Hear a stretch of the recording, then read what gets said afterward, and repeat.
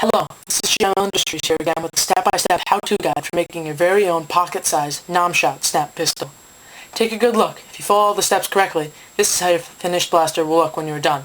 This is a great project for any new nerfer who wants to get some practice, needs a simple gun to start working out their skills in the workshop, or any well-experienced modder on a budget who wants a cheap, reliable, and compact sidearm.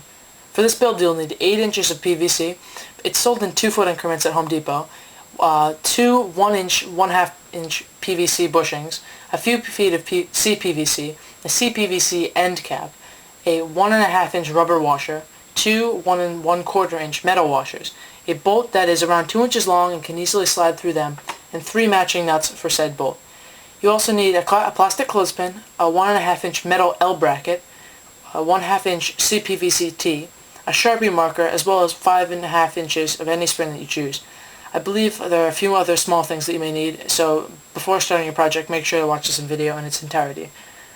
This specific measurement, by the way, of the spring is exactly 1/2 of a K26 or K25, which allows you to make 2 blasters while only using 1 spring.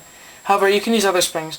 Just make sure you will have to move your catch accordingly due to the different full compression sizes of those springs. You also need sheet metal screws. They come in good value for larger packs. Go ahead and get a bunch. You'll need a lot of them.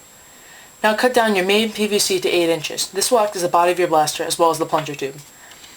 Get one of your bushings. This will act as the end cap for the forward end of your blaster. This is not necessary, but if you choose hot glue or goop, I used a tight-fitting O-ring to create the seal at the end of one of my bushings. Now wrap E-tape around the thinner section of this bushing until it fits snugly. Pull out the bushing one last time and cover the O-ring in a layer or 2 of E-tape before hammering the bushing into the place at the end of the PVC. Now drill and countersink 2 holes for the screws that will lock the piece in permanently. Fill the freshly drilled holes with hot glue and then quickly screw them in for a good seal. Now gather up these pieces as well as your CPVC. Drill a hole in the center of the coupler big enough for the bolt to fit through. Arrange the pieces like this and use a pair of pliers to make sure that they're all fixed in properly as well as tightly. Very, very tightly. This is important. Alright, now cut 7 inches of CPVC. Okay, now it's time to gather these parts. It's time to fix the T on the end of the plunger tube. This can be done in a number of ways, including with epoxy or PVC glue. I chose to just screw it in. However, you could do something like that, but it'll all end up like this in the end. Now that you're done with that, arrange the plunger assembly like this. Use PVC glue to strongly attach the plunger head to the plunger body. While that is drying, it's now time to work on the handle and trigger. Measure 4.5 inches from the front of the blaster, from the front of the PVC, not from the front of the bushing. It's a little confusing. And mark the spot with a dot. Get all these pieces in to make the trigger. Although it's not pictured, you also need some form of metal nail. Cut down the clothespin like this and drill 2 holes. One only through the side of the clothespin and another through the entire thing, the front nail to stick through. You can either use glue or zip ties to hold the bracket down in combination with the screw. With the screw, I used zip ties. Excuse me, I misspoke. This is what the assembly should look like when finished. If you have any trouble with the process, there's a good link to the diagram on Nerf Haven, which I've included. There should be a link in the video right now. Now drill a hole of the same size through the dot you made earlier, and stick the nail through it and firmly attach the trigger to the body. Again, I used zip ties. Now it is time for the handle of the blaster. This is an area of your blaster that can vary greatly. I used a slanted 4-inch by 1.5-inch thick, long piece of scrap wood, but any standard Nerf handle will work as well. Here's it mechanically fastened. I did my best to smooth down the handle using a rasp. The handle is often how people judge the craftsmanship of your blaster, so do so and take the time to make it nice and comfortable. Whatever method you use for the handle, attach it like this.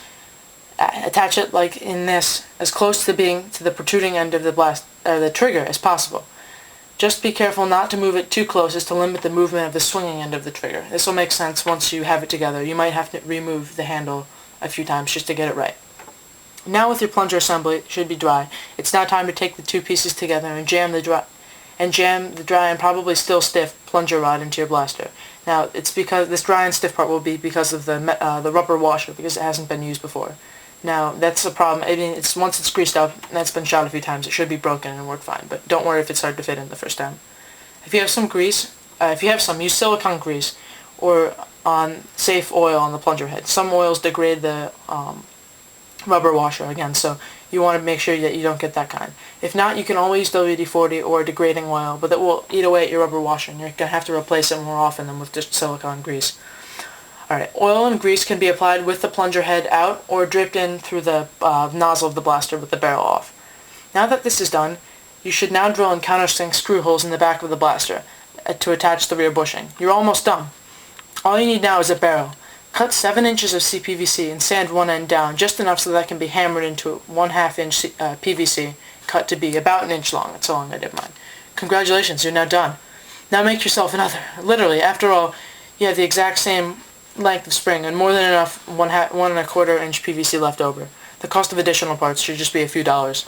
My personal pair of NomShots each hit well over 70 flat and make amazing sidearms and any near 4 or zombie game type.